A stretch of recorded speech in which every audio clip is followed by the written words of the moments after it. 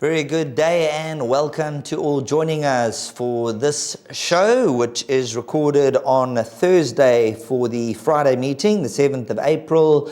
Of course, we've got a weekend ahead of us, the Easter weekend, so a long weekend, and hopefully have a wonderful Easter and a safe weekend. On the line with me is Grant Paddock. Now, Grant, looking ahead at the weekend, we kick off with Friday racing, and we've got a busy weekend ahead of us. What you've got planned for the weekend? Staying at home, normal bad weather coming through the Eastern Cape over the weekend, so we're going to be having a bit of rain starting tomorrow afternoon with some wind and even more rain Saturday and Sunday. So it's a beautiful day today, but as per normal, as soon as the weekend gets here, the bad weather as well. So nothing planned as of yet. We'll see what happens. We're just going to try and get the punters some money on the Friday. Now tell us, besides getting the punter some money on the Friday, we are recording on Thursday. Will the fish be biting in your neck of the woods today?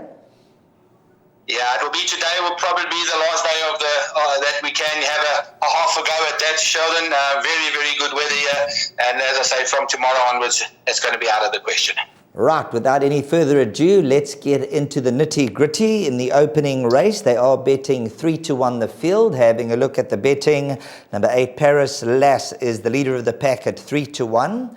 Number 10, Savick, is 33-10. The first timer, number 12, 3 Rocks, at 4-1. And then we've got number 4 and 1. Number 4, Fly Like a Falcon, is around about 8-1, 12-1, and better the rest.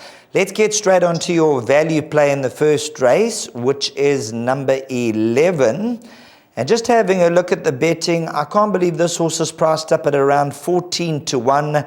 Drop into the 1,000 meters. Is that what is swaying you? There's no doubt, Sheldon, completely wrong price, 14-1. The favourite at 3-1, Paris Lash, ran 5.25 off Luna Halo. This horse in the nursery ran 5 lengths off Luna Halo, having a lot of pace early on, dropping back 200 meters. Without a doubt, first form material. Wrong price at 14-1. She's actually my pick of the race. I take her to win it. Paris Lass and Savick. There's been no talk about this horse, 3 Rocks, but there has been a little bit of early money for it. But I do feel that this horse is bred for further. Heavenly Blue had its first winner in the week with Mike Cock over 14.50. Rocket Gibraltar mare, so this is probably looking for a bit further, but I'm actually strong in the camp of stage play to make sure that it's in the first 4. Well, there we go. Grant Paddock could be on the mark, a nice each-way bet, and if you're throwing in those exactas, trifectas, and maybe even an each-way wager on number 11, stage play, we both agree 14-1. I think come race time will be a lot shorter. Now, you've elected to go for the place accumulator as your suggested bet on the day. And race number 2, number 1, War Launch, is currently at 12-10. And then you can look at number 4, Fairy Night, who is relatively unexposed. There's been no runners from that run. But number 1, War Launch, you'll be going with the 1 and the 4. War Launch, if you look at the debut run, Vision of Wonder has come out to win again. And then they decided to take to Kenilworth. Yeah, very good running, Kenilworth, I must be honest with you. Showed a hell of a lot of pace for a long way and beaten by Outlaw King, who's very, very highly rated by Mr. Kannemeyer. Be a hard nut to crack here. The biggest improver, I think, out of this race is going to be Fairy Night. He was all at sea on the poly track, and they did give him a solid winning chance that day, but he didn't know what he was doing. He had his head scrubbed off around the turn, wrong leg in the turn, wrong leg out of the turn. Back 1,200, extra 200 meters, straight grass. Is going to be the biggest danger to War Launch. And then the 2 Smith horses, and Gavin's really had a wonderful season with his babies this year, and Brigaton and Vast Voter, they'll probably fill up the minor positions, but the place accumulator, the 1 and 4, will get you through. Smaller perm guys can banker the 1. That'll take us on to race number 3. Now we are going to stick with the sprint races. It's over 1,000 meters. Number 1, Woodland Ridge, and number 2, Siberian Fox. Those are going to be your 2 runners looking to get us through the place accumulator. Woodland Ridge, you'll know a bit about this from the Mitchley stable. Tell us about that local introduction after being bumped and also reported as coughing on that occasion. Yeah, Sheldon, they did fancy him first time out. Poly Surface caught him out.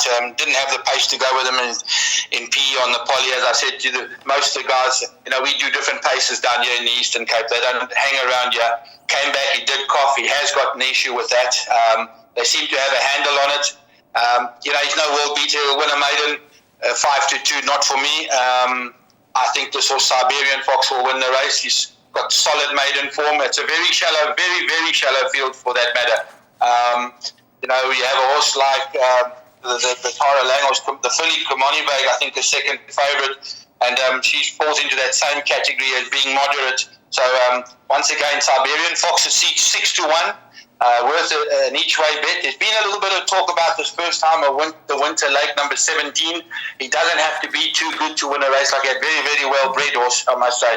So if just watch the money there. But I'm solid here with Siberian Fox to beat your Money Bay, Woodland Ridge, and the Winter Lake. Let's move on to race number 4, and that will be the halfway stage. Race number 4 is over 1,400 meters. Where number 1, Bella Belize, and number 7, Madam Vicky. They look to be your top 2 selections. Just having a quick look at the betting. Do you believe that number 1, Bella Belize, is a 14-10 shot because they are betting 6-1 bar number 1, Bella Belize? No, Sheldon. It's too short. She's definitely a runner. She's got 60 kilos on her back now. It's a very competitive fillies race. She should be in the first 3, no doubt. Her form suggests that. But there's a filly like Twice to Heaven, Madam Vicky, even Ancestral Prayer, who's a little bit in and out. And I feel that she could be a little bit better on the poly track. Twice to Heaven, it's a massive run last time out to perfection, 4.25. Stable Jock has opted for her, but I don't think he can do the 54 of Madam Vicky.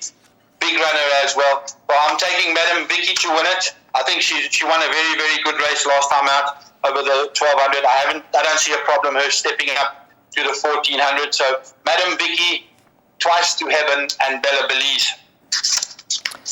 Let's go to race number 5, where number 2, Blonde Act, obviously sets the standard, since going to your neck of the woods is practically unstoppable, winning about 4 handicaps in a row, now steps up to the 90 division. You quite strong on number 2, Blonde Act? Yeah, he's done nothing wrong. He's even better on the grass with a long straight where he can settle off a decent pace and run them down. Very, very good horse. And, as I say, if those good horses follow them until beaten, and I'm going to be doing that. Strong first selection, Slings and Arrows. Very good run to Mount Anderson last time out in a Pinnacle plate. Loves the 1,400 Kamala. I think that's the biggest danger. Prince Vian, a very good starting run here, and he beat Ferrari Ice. Got a nice galloping weight of 55, but he did get a 6-point penalty. And then the unbeaten Cheriano, he's won 2 MR68 handicaps in a maiden plate by very small margins under hard ride. He'll have to pick up his game to get anywhere close to Blonde Act and Slings and Arrows. So it's going to be Blonde Act for me, banker in everything. Slings and Arrows should chase him home. Now this horse, number 4, Bush Tracker, and also number 7, Waiting for Summer. They've been horses who've had big reputations, but on the whole, they've been quite disappointing.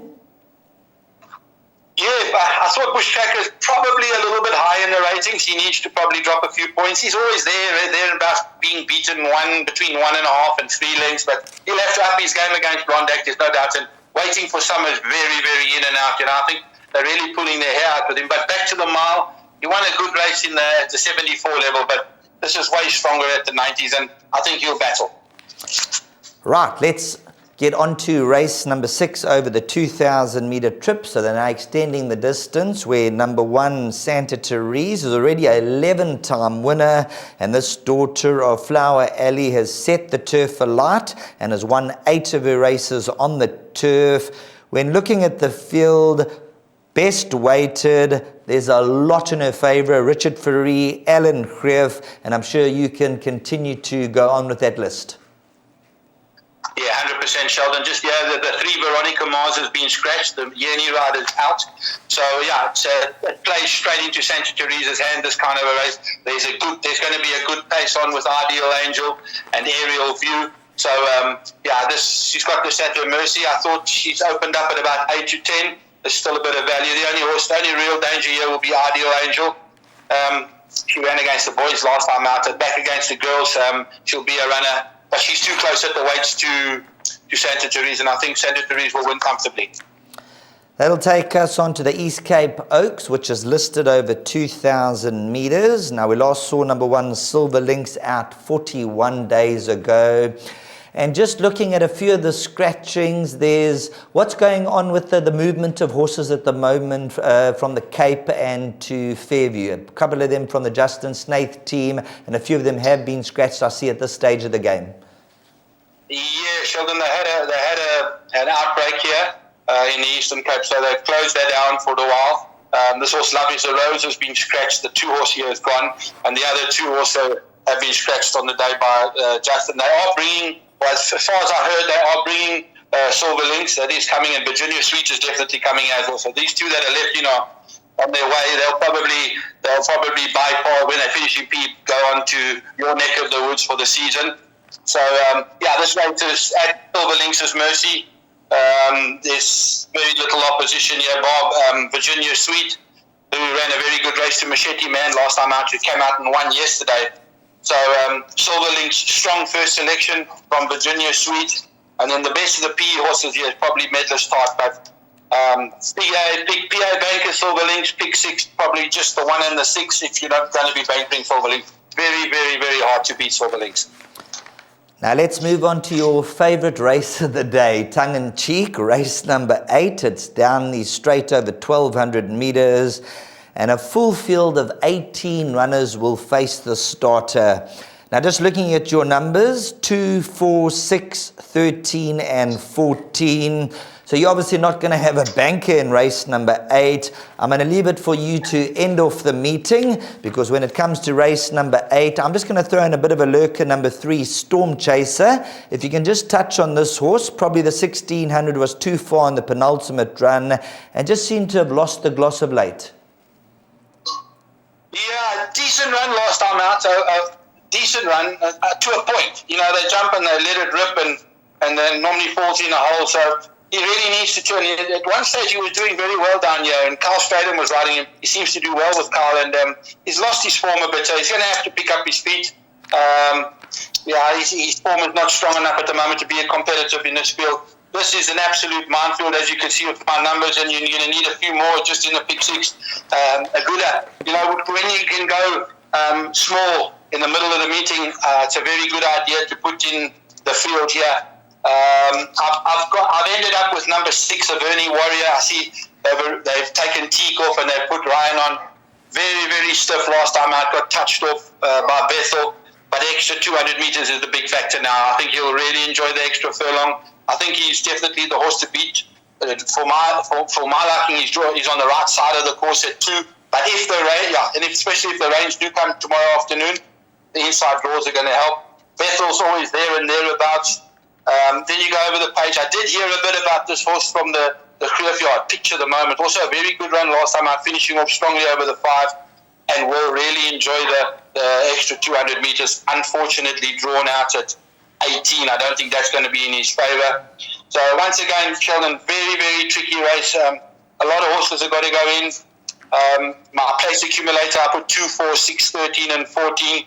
But in the pick 6, you're going to have to go as wide 2, 5, 10, 11, 16 and 17 as well. But preferably FLDs, and sit back and watch. Kidoki, you've mentioned all those numbers, and with the rain on the way, I'd suggest number 3, Storm Chaser. Throw that horse into the picture, and hopefully the fish are biting today with the rainy weather coming for the weekend, and hopefully the horses will do it for us on the track. Always a pleasure, Grant. Thanks very much for giving your input for the meeting at Fairview on Friday, and all I can say is have a wonderful day and a wonderful weekend over the Easter period. Thank you very much, Sheldon, and good luck to the punters over the weekend.